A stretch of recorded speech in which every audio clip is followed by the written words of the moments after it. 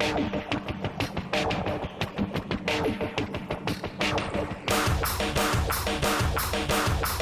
ready? What? I said, are you ready? Yeah! Can't steal it. Woo! Wheel and deal it. The cream of the crop! Nobody does it better. I got 141 and 2/3 chance of winning. But brother, I am bad and they know I'm bad. I'm the man of the hour, the man with the power.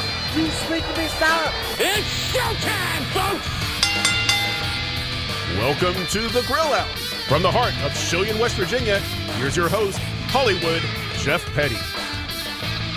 Welcome, ladies and gentlemen, back to the Grill Out, episode 37. I am your host, Hollywood Jeff Petty, and one co-host returns, another one leaves. The one, the only, the reflection of perfection, Jason Lykens. Okay, listen, Jeff, here's the problem. I was listening last week. Me and a bunch of friends, we gathered together, we listened to the show, and we know what the problem is. What's the problem? Josh. Which is why I told Josh, I said, hey, Josh, I stole your phone, and I sent him a text. I was like, listen, Josh, we're not doing the show this weekend. So, wait a minute. And then I blocked his number on your phone. Oh, my goodness. Yeah. I need to check my phone. Yeah. I probably should guard that a little better. And no, I'm very curious as to how you did this. I'm really concerned at the moment. It's not hard. I mean, I guess when you got the baddie on your side, you can kind of do anything. Yeah. Yeah, fair enough. Yeah. And I mean, you left your phone out. Yeah, I am a little forgetful at times. I mean, and your password's pretty easy. It's 1234. You should probably change that. Probably. You know what? It's very surprising I have not been hacked yet. It's also surprising that your phone is old enough to only have the 4-digit password as opposed to the 6 or the 8. See, I didn't. Okay, Yeah. This is new information. I mean, to that me. is what, like what model iPhone do you have? Is that 2? Yeah. 2. Deuce. Wow. Deuce. Wow. Yeah, I call it the deuce. Someone should pay you more. Yeah, you know what? Yeah. Yeah, that's what happens when it's a labor of love. Yeah, but just imagine how much better this show's going to be today without the captain of charisma over there. Charisma. Yeah, that charisma. The charisma killer, Josh Cole. The maestro who conducts the band playing the sound of sadness whenever he talks.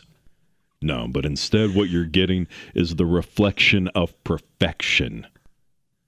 That when you're good, you're good. Don't interrupt me, Jeff. Okay, I'm letting you go. I am the champ. That When is the true. champ talks, you listen, and Josh leaves, which is why he's gone, and I say good riddance. What we need is Duke the Dumpster Drosy in here right now. That's right, from the late 90s, early 2000s, WWF, whenever everyone had to have a side career as a professional wrestler. I thought that was the early 90s. It probably was the early 90s. Yeah, because like- that's when a lot of career-based. Early to mid 90s.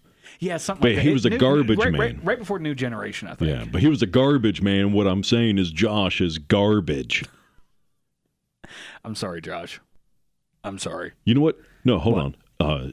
Josh, if you disagree, please speak now. There you go.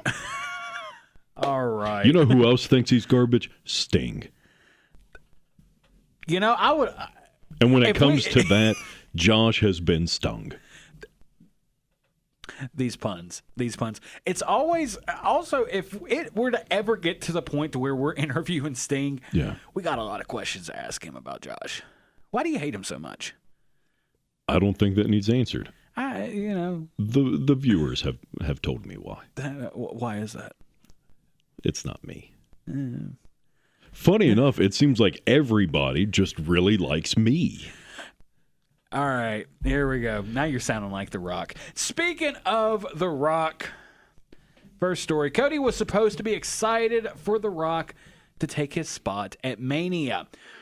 Brian Gerwitz, the personal writer, sort of, confidant of The Rock and SVP. Senior Vice President. Yeah, he's Senior Vice President of the development at Johnson's $7 production, revealed Cody was supposed to be more enthusiastic about stepping away aside for The Rock. This is coming from Cultaholic.com, and that interview was on the Ringer Wrestling Show.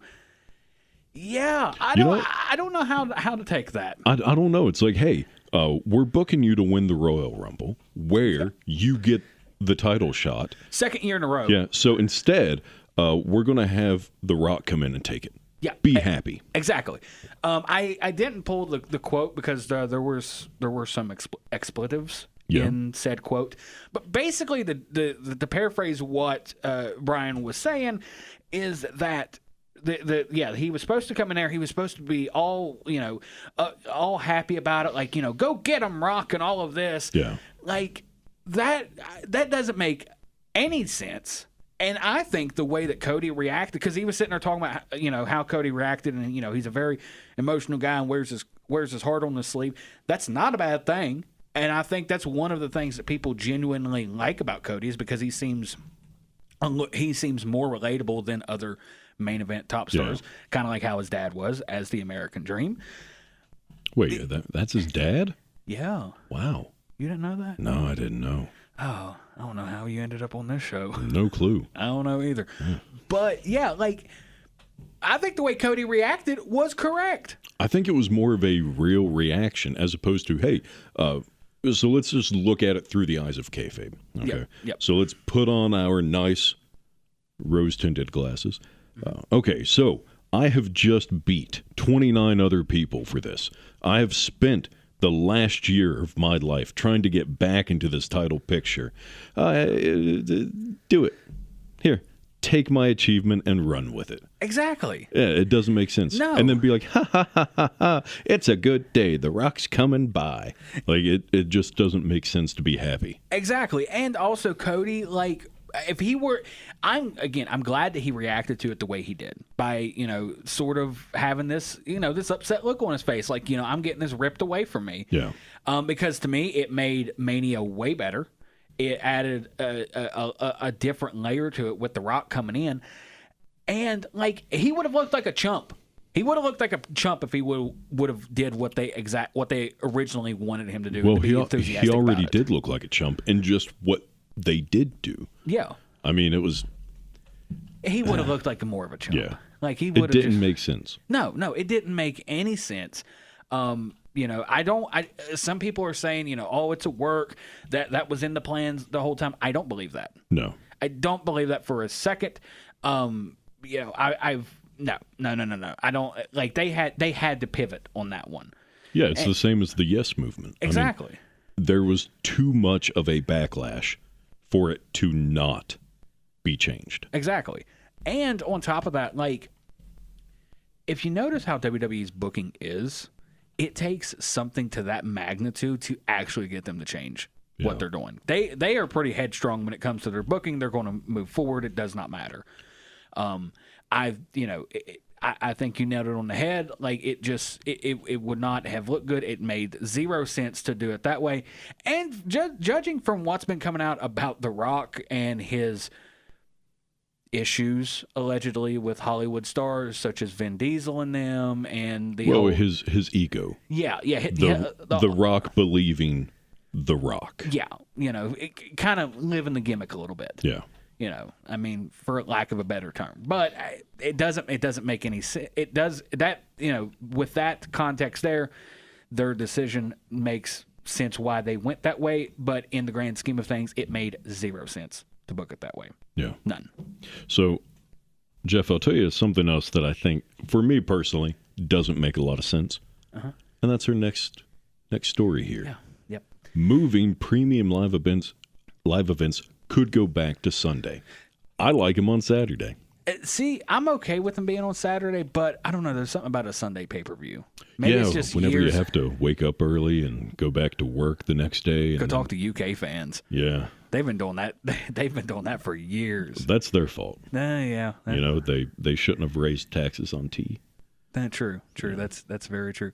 I don't know if that would have fixed the time. Yeah. Yeah. I mean, just the tea. Yeah, just a T. Yeah. But, so this is coming from cultaholic.com as well.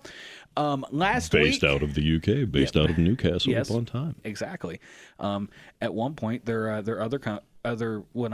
they have no affiliation with them anymore. What Culture? You and I tried to apply for them before. Yeah. Yep. So Adam Bacchiti with Cultaholic. If you're listening, one, I think you should have something better to do right now. You have a company to run. But two of the three of us would love to give you a good product. The other third would like to make it worse. Yes, and we've also applied to you before. Yeah. I think you applied as an on-air talent pretty much, and then I was applied as an editor. Yes. So, and neither one of us got a call back. No.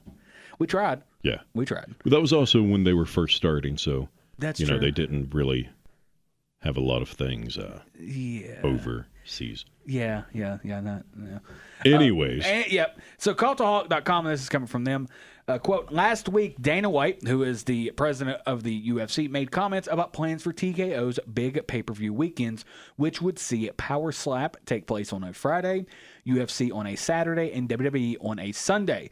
It was noted by those in WWE that, quote, Dana threw us all for a loop on an already busy day with that one, end quote, pretty much saying that the folks in WWE had no idea he was going to say something like that. Yeah. And that's not really in the plans.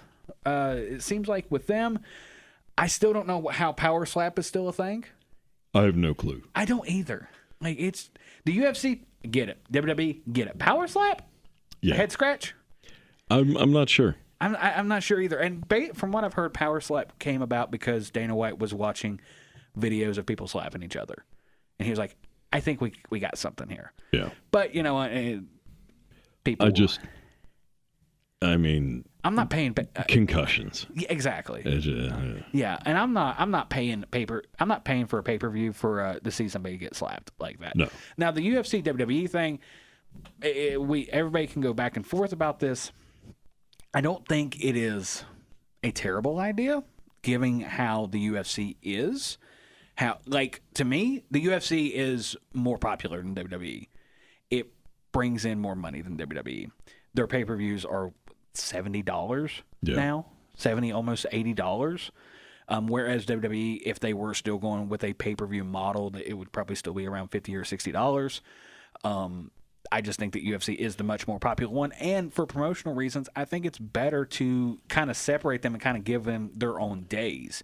Because you're going to take away from either one of them. Unless you're a complete psycho and you're like, hey, I'm going to have two TVs set up with both of them going at the same time. Yeah. So, don't exactly know. But that's just something that came out of Dana White's mouth. Well, here's a thought. Don't put a WWE Premium Live event on the same day as a UFC pay-per-view. True. There you go. Problem solved. True. Yeah. And you still keep them on Saturdays. You really like the Saturday pay-per-views. Yeah, I think it works better. Yeah, I mean, I think what was it? It was AEW they kind of brought that back, the whole Saturday pay-per-view thing, and then WWE was like, hey, that's actually kind of a smart idea, so we're going to start doing that, and then eventually WrestleMania ends up as a 2-night event, but that's because of the pandemic, yada yada yada. Okay, so if it goes to where it's a Sunday pay-per-view, do they keep it as Saturday, Sunday, or do they move it Sunday, Monday? Because then you have Raw on Monday. Yeah, I don't think. I think that is the one PLE you do not schedule with. Yeah. Like you do not go. You can do it with the Royal Rumble. You can do it with Money in the Bank, with Survivor Series. I mean, nobody. Okay, not too many people care about Survivor Series. So what if they did WrestleMania on Sunday, night 1, Monday Night Raw on Monday, and then WrestleMania night 2 on Tuesday. That way you have 2 for Tuesday. That would be interesting, but book it, cowards. That would be an interesting booking choice, though, because you would have Raw in between. Terrible. Oh, it'd be terrible. But to me, you would have that. You'd have that weird period of Raw, like in between the two nights, And I don't know how travel would work at that point. Raw would be the third wheel there. Pretty much. Yeah, it's like, oh, okay, we're going on a nice date. Oh, and Steve. Yeah. Yeah, exactly. But no, I don't think I think WrestleMania stays Saturday and Sunday. I don't think that the UFC should ever try to schedule up against WrestleMania. And TKO should make sure that does not happen because, they are the parent company of WWE and UFC now, and apparently Power Slap. I'm still shocked that Power Slap's a thing. That's my biggest takeaway from this. But and also the speaking of the Maestro, Josh, he did leave us a comment on here. He says it seems like this will. I didn't know he could write. He can. Wow. I'm going to read what he wrote down. He said seems this would only be when they do special TKO weekends and not every PLE. Josh thinks that if you say Josh thinks. Okay. That if they were to start this year, they could possibly just be with NXT PLEs, since most of the main roster PLEs are already booked this year, minus maybe 3, including Survivor Series, which I think Bash in Berlin is the last one. Then they got SummerSlam. That's in Cleveland. I don't know the exact date on it. So I think after that, because you got Survivor Series. You do got the B pay-per-views, but you got mainly Survivor Series and then the Royal Rumble after that. So, and then of course there's a Saudi Arabia show somewhere in there. Yeah. Because I think they are 2 times a year that they're there. Well, Saudi Arabia, from my understanding, is also trying to get the Royal Rumble to happen from there. They've already had the greatest Royal Rumble. Yeah, but now they want the real Royal Rumble. Yeah. And my question is who are they going to ask for? I'm thinking, just throwing a few names out, Eddie Guerrero, Jim Neidhart, Owen Hart, probably Yokozuna again. Yeah, they're Ultimate Warrior. Andre. Yeah. They're going to throw Andre out there. I don't think they understand time. I think maybe they also want Lou Thez and Carl Gotch. Oh, that's digging down there. Yeah, but Hogan beat both of them. That's true. Hogan did beat both of them, according to Hogan. HH. Yeah, much love, HH. Yeah. But, so speaking of WWE and, the grand scheme of things, Cyberfight, which is the parent company to, I have it wrote down here, Pro Wrestling Noah, DDT Pro Wrestling, and Tokyo Joshi Pro Wrestling. They are looking to strengthen their relationship with WWE. The new president of Cyberfight, I'm going to butcher this, but I'm going to try, Yasuaki Okamoto. He has been appointed the new president of Cyberfight, Inc., the parent company of Noah. During an introductory press conference, Okamoto shared that his goal is to strengthen the promotion's relationship with WWE. Pro Wrestling Noah makes sense. Yeah. They did the Great Muta versus Shinsuke Nakamura, so they've kind of already been building that relationship there. But DDT... That's the one that I'm like... How much do you think Jim Cornette's going to hate that? Oh, he's going to lose his mind. Yeah. He's going to absolutely lose his mind. My question is with that, DDT has a connection to AEW, basically through Kenny. Yeah. That's where Takeshita came from. He was a DDT wrestler and eventually made his way over to AEW. So, are you going to sever that tie altogether? Because I'll be honest, I don't know anything about DDT, or I didn't know anything about DDT until I became a fan of Kenny Omega. Yeah. That's just God's honest truth. And even now, there's still a lot of New Japan wrestlers that go over and do things with DDT. Yes, exactly. That's another thing. So are we possibly going to have maybe a CMLL AAA version, with the Japanese promotions because of who their affiliations are? I don't know.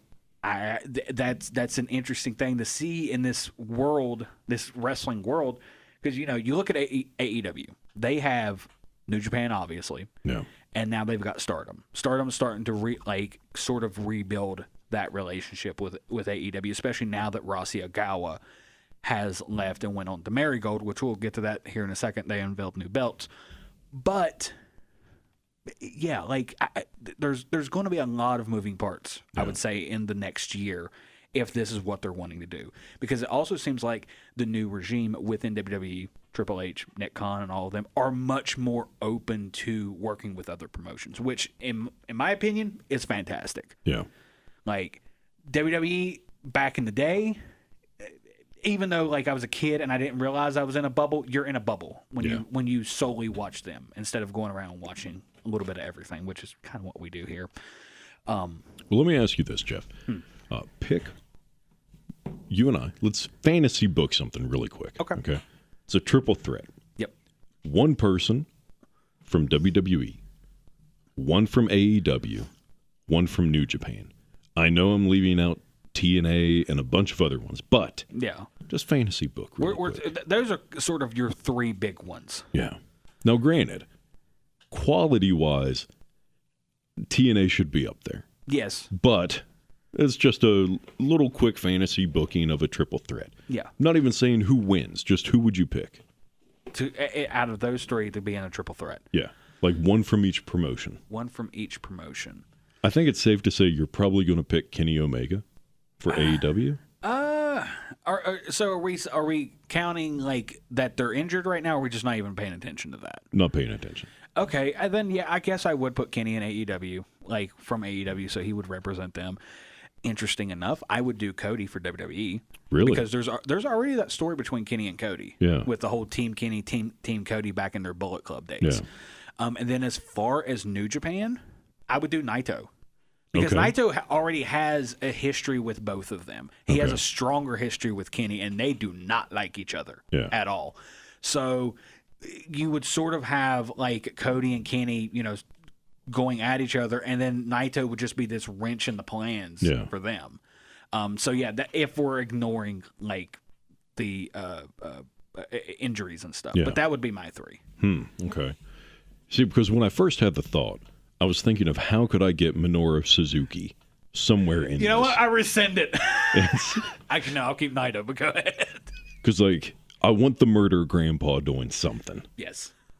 And even if it's just like beating up Michael Cole, I'm happy. Because I love Suzuki. But there's also Toriano. Like, if I could have a dream match of Toriano versus Goofy Mankind.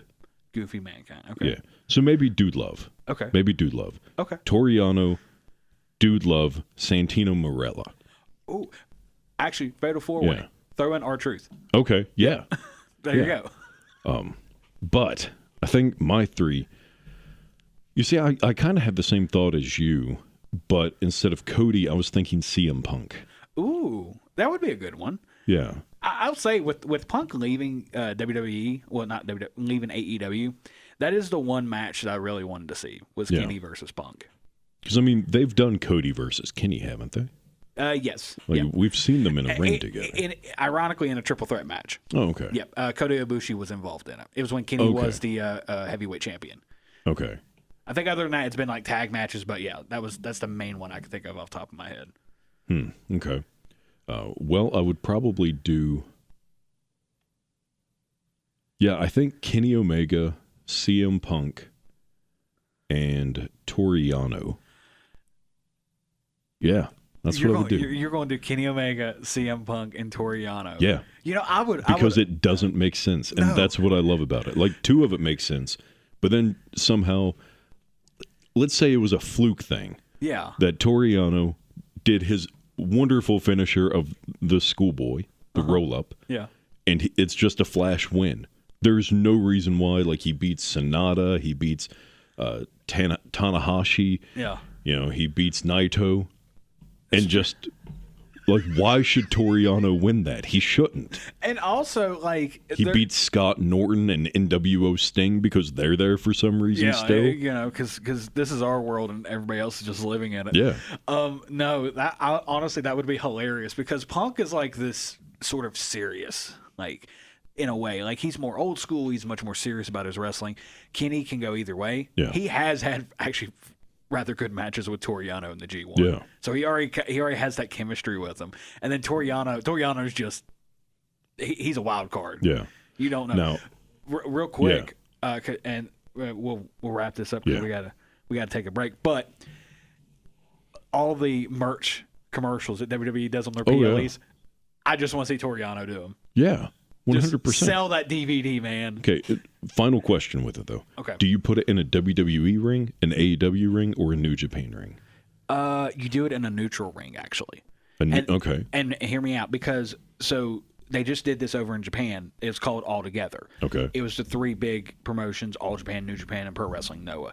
They did this one other time. I think it was like there was a tsunami or something, or some type of natural disaster. So they came together to raise money, and they just did it again here recently. So that would be I would do it in a neutral ring. Okay. Sort of like a ring that's shared amongst the 3 of them. Well, for me, it would have to have the New Japan turnbuckles, though. Yes. Because of Toriano. Yes. For his signature move of taking off the turnbuckle pad. That's true. Honestly, the 2, like, I would do 2 New Japan turnbuckles. I would do 2 AEW turnbuckles, and I would do the ring posts and stuff WWE. Okay. So like the LED ones and all that. Yep.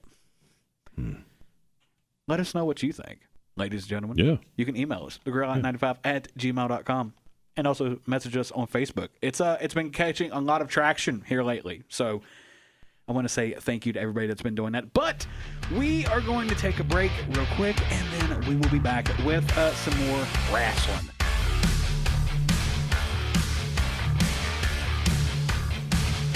It's time for more of the Grill Out. Here's Hollywood Jeff Petty.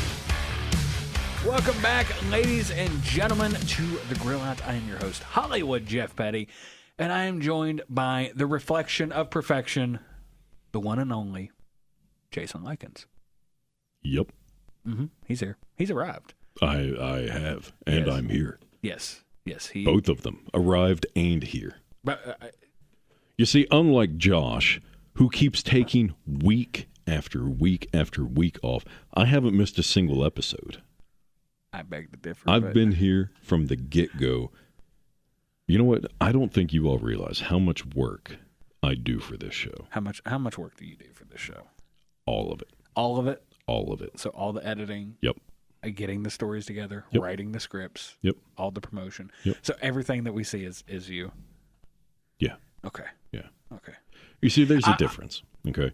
You say writing the scripts. Okay. We don't have scripts. We have bullet points of things to talk about. Pretty much. This isn't scripted. Okay. We That don't is- have writers.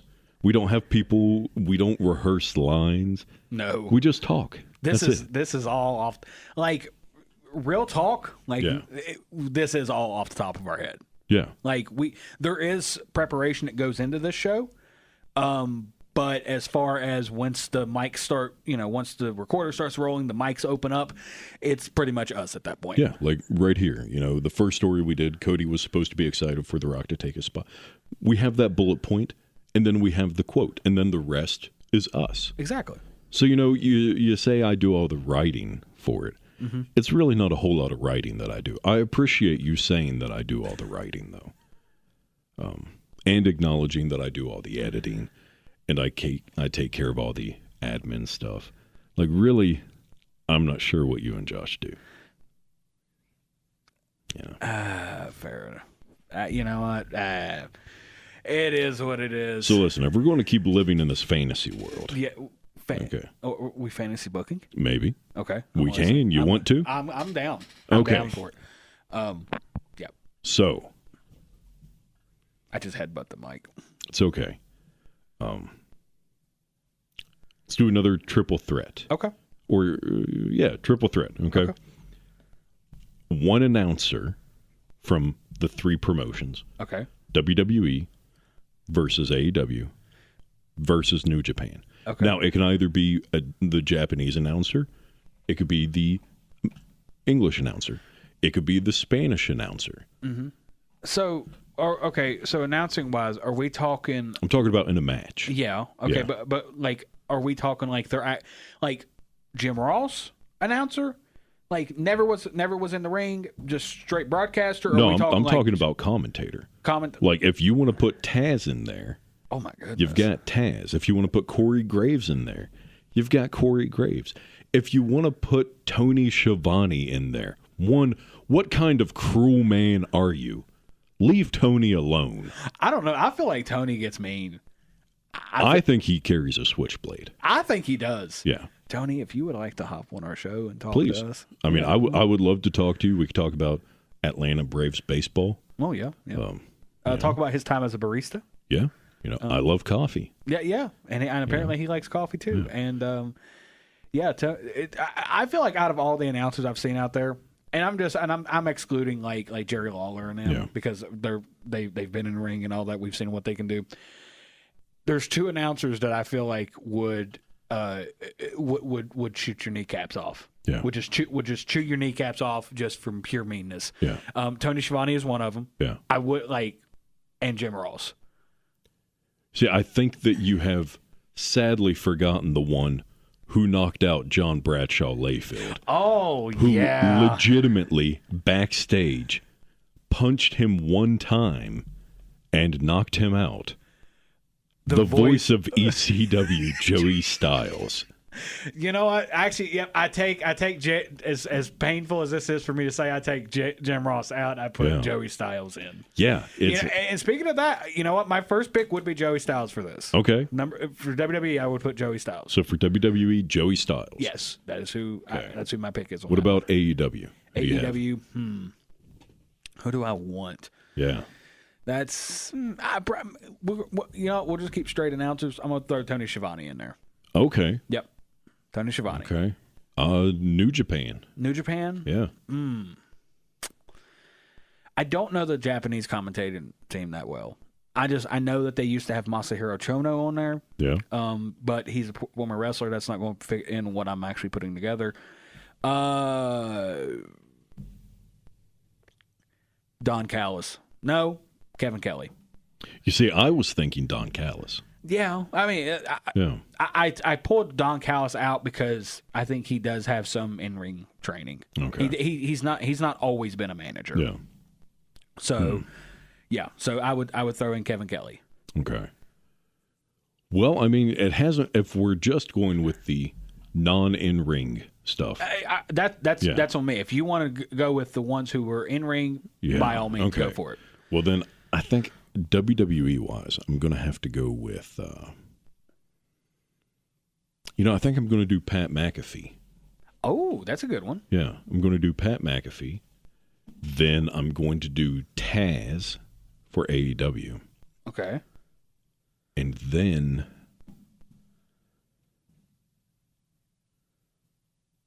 Kevin Kelly. Actually, real quick, speaking of Kevin Kelly, I think he is going to be the host of the meet and greets for ASW in a couple weeks. Is he? Yeah. So meet and greets start at 4:00. I was looking on their Facebook earlier. Starts at 4:00. I think Kevin Kelly is the one that's going to be doing that. Okay. But yeah, no, it's pretty solid triple threat right there. Well, at least with two of them. Yeah. At least. Two of them, it's pretty good. And then there's Kevin Kelly. There's Kevin Kelly. Yeah. I mean, I guess you could throw Rocky Romero actually in there. I'll be honest, I completely forgot about Rocky. Yeah. Sorry, Rocky. Yeah. So what's the earliest wrestling match that you remember watching? The earliest, remember? Oh. Yeah. Okay, let's make it a little easier. The earliest live one that you remember watching. Like in person? Yes. Ooh. That would be live. Jeez. Off the top of my head, you go ahead and go. I don't know right out because Okay, I'll tell you my earliest one. Okay. It was at the time Charleston Civic Center. Yep. Now the Charleston Coliseum. Yeah, now the Coliseum. And it was the Nasty Boys versus the Hollywood Blondes. Ooh. Yeah. Austin and Pillman? Yeah.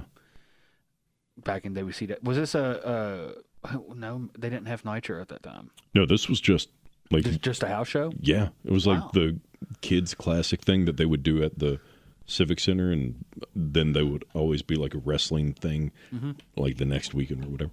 And it was just random house show. See, I'm a little jealous right now because, of course, being the Steve Austin fan that I am, I've never got a chance to see him wrestle in person because, I mean, he retired when I was like 8. Yeah. But I guess like I don't remember the first one that I saw live, but the one that always sticks out to me, and it's kind of a special one because not too many people got a chance to see it. Is Eddie Guerrero versus The Undertaker. Yeah. They were actually getting ready to start doing a program together. This was a few months before Eddie passed away. That was when he was in the middle of his feud with Rey Mysterio, or he had just finished that feud up. It was, I think, in August of 2005. I think it was a street fight, actually. I'm almost positive it is because I looked this up like on a wrestling database a couple of years ago. But yeah, it was The Undertaker versus Eddie Guerrero, and that was in the main event. That night. Nice. Yeah, and I found out years later watching What Culture or somebody. Yeah. That around that time they were testing the waters for that because I think that was going to be Undertaker's next WrestleMania match was against Eddie. Okay. Which would have been fantastic because Eddie's fantastic anyway, and then you got The Undertaker who's also amazing. Yeah, so that would have been going to WrestleMania 22 actually. Okay. So it was actually I think in Chicago it was supposed to be Eddie Guerrero versus The Undertaker originally. I'll tell you. Speaking of Eddie.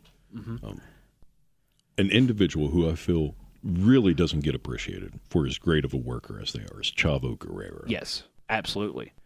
Who will also be at ASW Bash in Beckley. Will he? Yes, he will be. Okay, like I'm not trying to plug people that they have. I did not know he was going to be there. Yeah, no, Jason legitimately does not. I was going through some things earlier. And this is just, if you listen to this program enough, this is just how my brain works. Like you will say stuff and then I will just, I call it Pandora's box. Well, I'll also tell you this, peeking behind the curtain.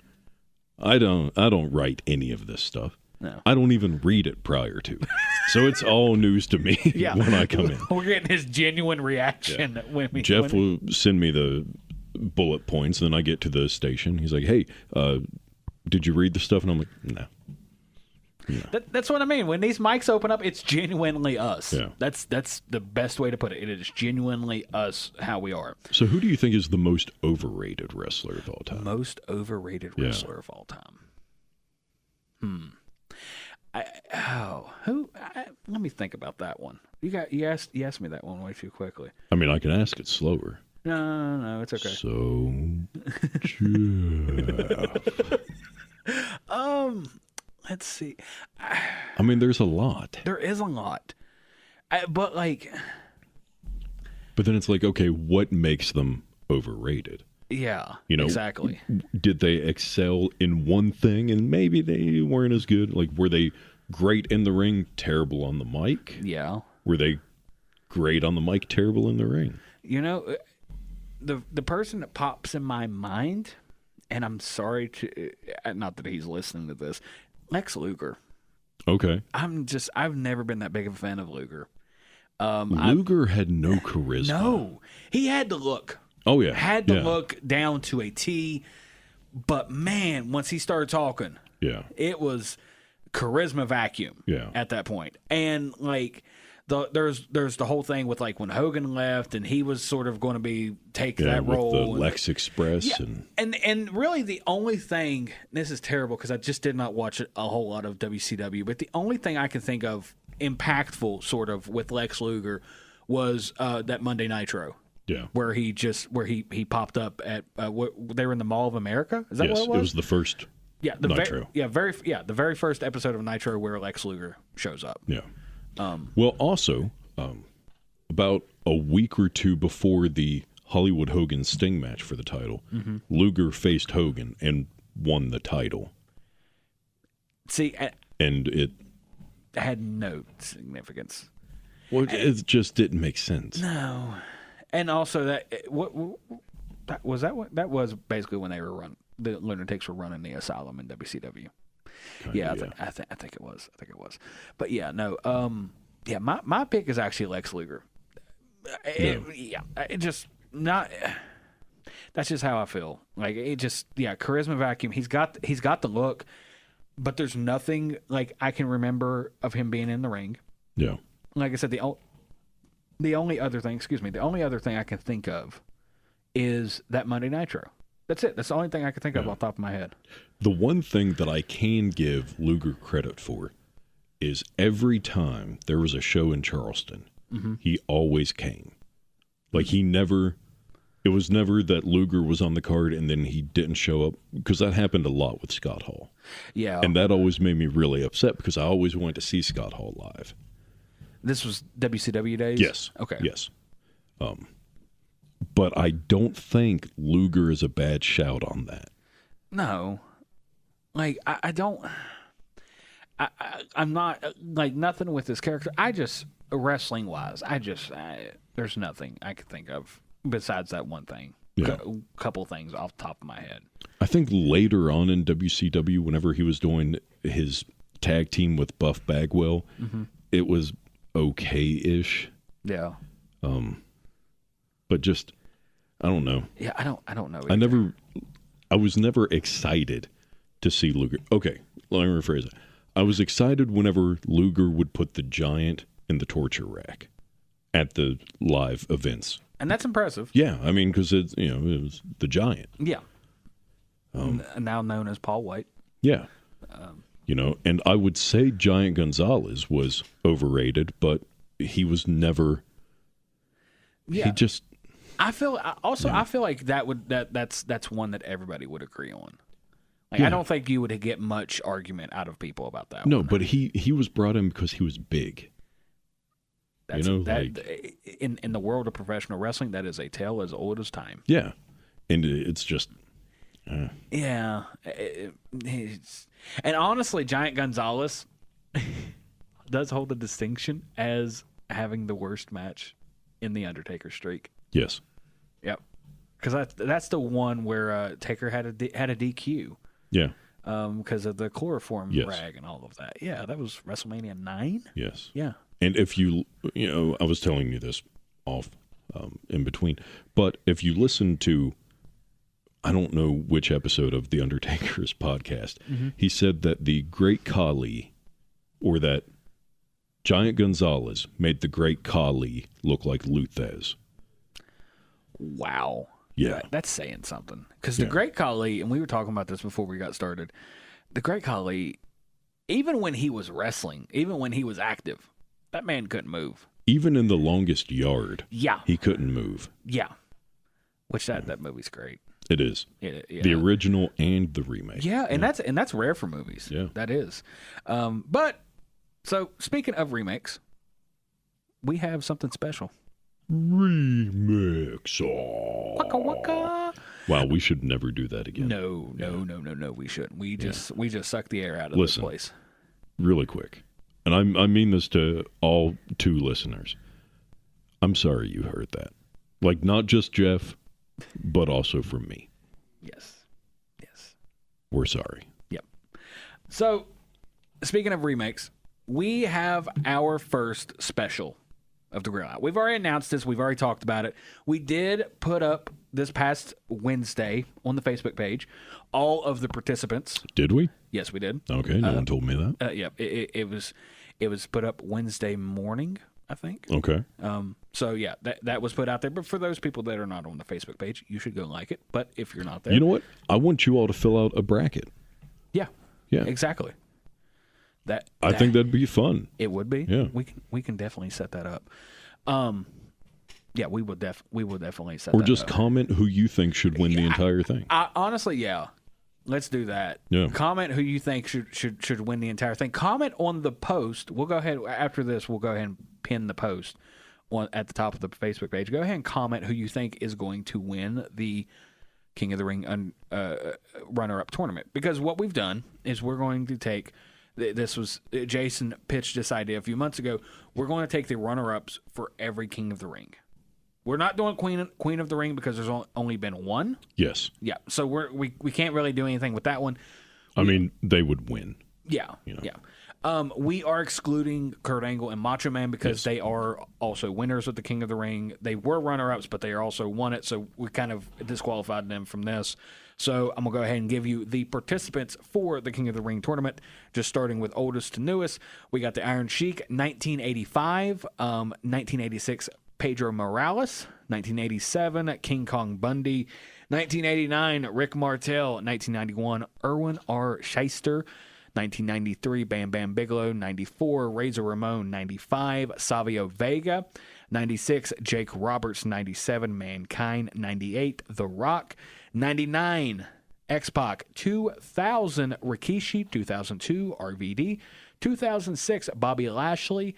2008, CM Punk. 2010, John Morrison. 2015, Neville. 2019, Chad Gable. And 2021, Finn Balor. Now, one thing to keep in mind with this is we did take into consideration what was going on in those wrestlers' story arc at that time. Yeah. So all of that plays into the entire bracket. This isn't something that's going to be on the air. This is solely a podcast side exclusive. Yep. So where you listen to this on the podcast, if you're listening to this on the podcast side, it will be in the same place there. If you are listening to this on 1490 AM WSWW, it will not air here. Yeah. It will solely be on Spreaker, Spotify, Podcast Addict, Amazon Music, I think. It's going to be on basically just about all podcasting platforms where you do listen to this show. It's going to be a special. It will be an exclusive over there. And please, when you disagree with us, tell us. Yeah, tell us. Tell us who you think should have won. Tell us how you would have done it. Yeah. These are tell us if you like this concept, if you don't like this concept. We really want to put out more content for you all. Mm-hmm. And we're happy to take ideas. And on top of that, we had a blast doing this. Yes. It was very fun. It was kind of like the little fantasy booking that Jason and I were doing on this episode, except we did it on a grand scheme, and Josh was here. So, yeah, I mean, yeah. Josh was here. He was here. Yeah, he participated. Yeah, but I think we just had more fun. Yeah. No. Josh, so the three of us got together. It won't be a part series. It will be one big episode, one big special.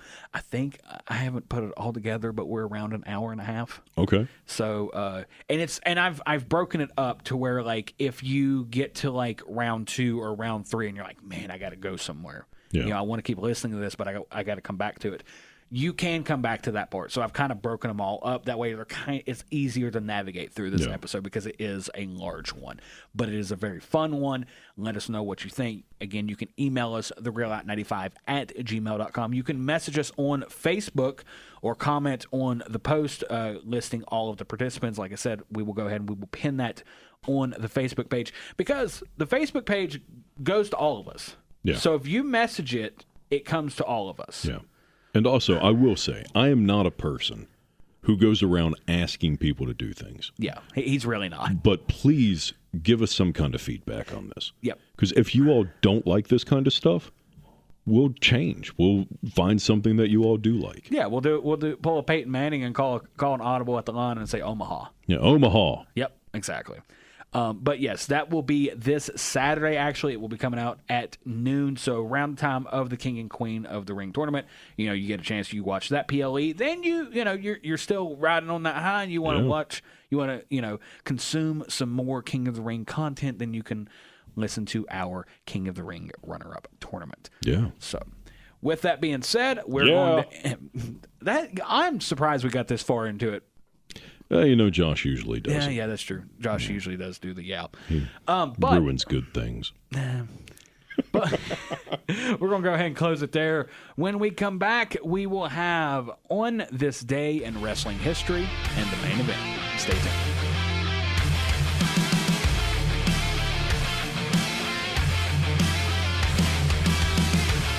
Once again, here's Hollywood Jeff Petty. Welcome back, ladies and gentlemen, to the final segment of The Grill Out. I'm your host, Hollywood Jeff Petty, and I am joined with the reigning and defending Grill Out Predictions champion, Jason Lykens. The reflection of perfection. I did that on purpose. When you're good, you're good. When you're great, you're me, the champ. Yeah. Now, on this day in wrestling history.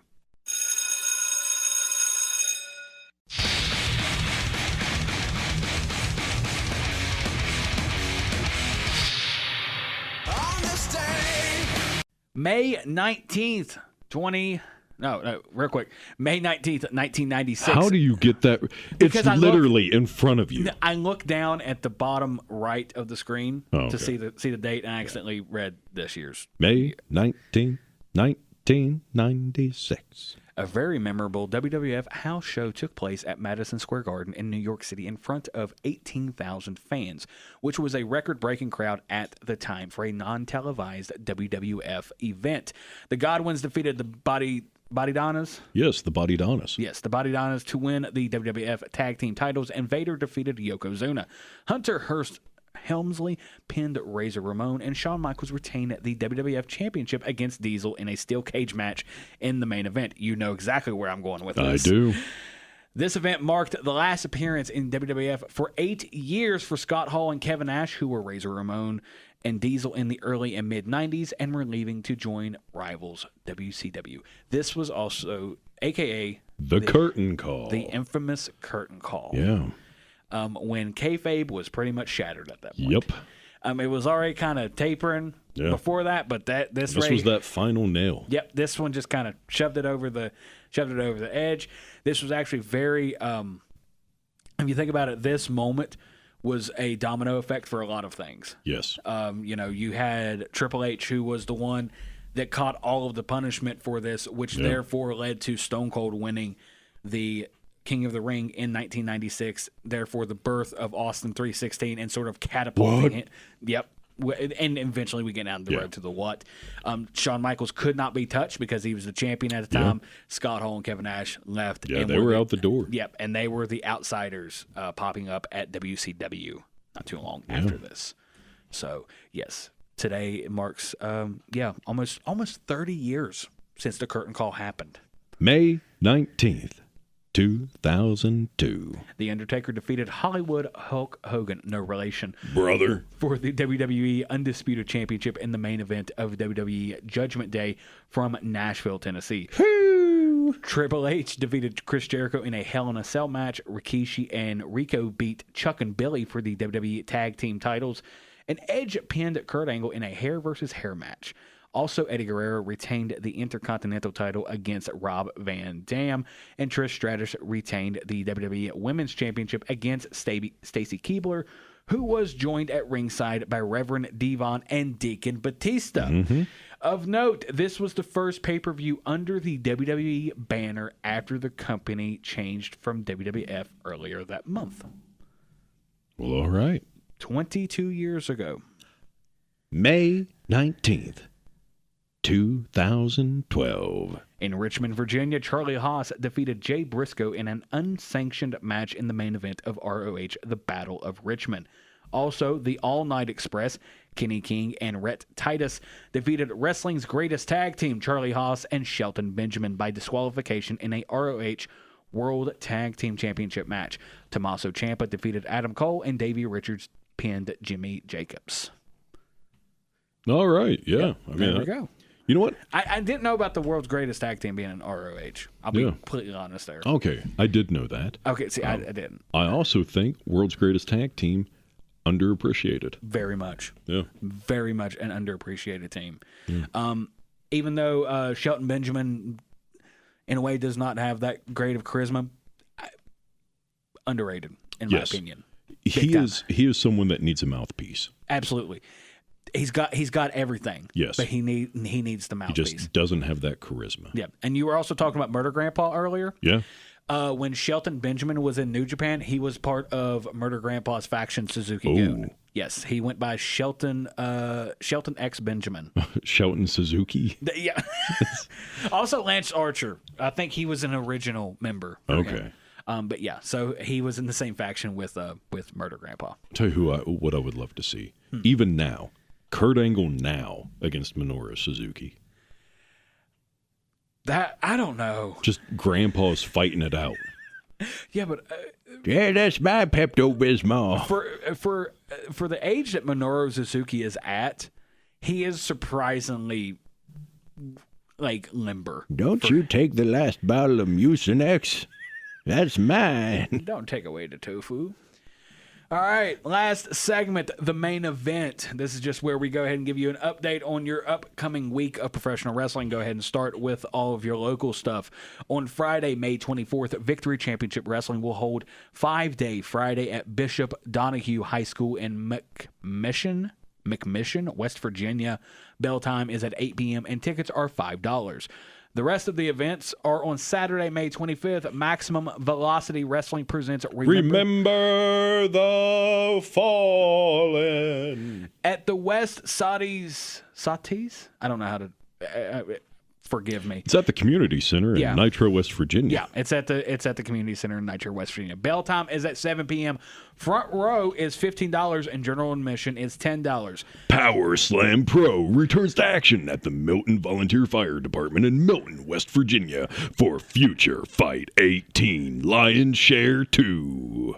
Bell time is at 7 p.m. Admission is $15 for adults and $10 for the kiddos. Yeah, you see, this isn't planned out. I just got tired of not talking. It's okay. Yeah. It's all right. This is kind of how we work anyway. Yeah, here. I have to hear me talk. If I'm not talking, I'm sad. And also, this is how you can tell Jason and I have done this for quite a while. Yeah. It gets kind of scary sometimes. Yeah. World Domination Wrestling Alliance will be in action for Salute to the Fallen at the Bennington Volunteer Fire Department in Martinsburg, West Virginia. Bell time is 6:15 p.m. and tickets are $20. I just headbutted the mic. I'm sorry. It's okay. Also, a heads up that United States Wrestling's event that was originally scheduled for this Saturday in Elmore, West Virginia, has been rescheduled for Saturday, July 13th. So just a quick note there. As far as television for the upcoming week of professional wrestling, everything is the same except this upcoming Saturday, May 25th at 1 p.m. will be the King and Queen of the Ring tournament coming to you live from the Kingdom of Saudi Arabia. Okay, and if you don't want to go all the way to Saudi Arabia to watch something, you could go to Beckley for ASW's Bash in Beckley 4. Yes, that will be on June 1st, a.k.a. West Virginia's WrestleMania. Yeah, and some of the names are that are going to be there: Dustin Rhodes, Arn Anderson, Chavo Guerrero, Sandman, Shane Douglas, Heath, Mouth of the South, Jimmy Hart, the Rock and Roll Express, Chance Prophet. And just announced yesterday, Devon Dudley.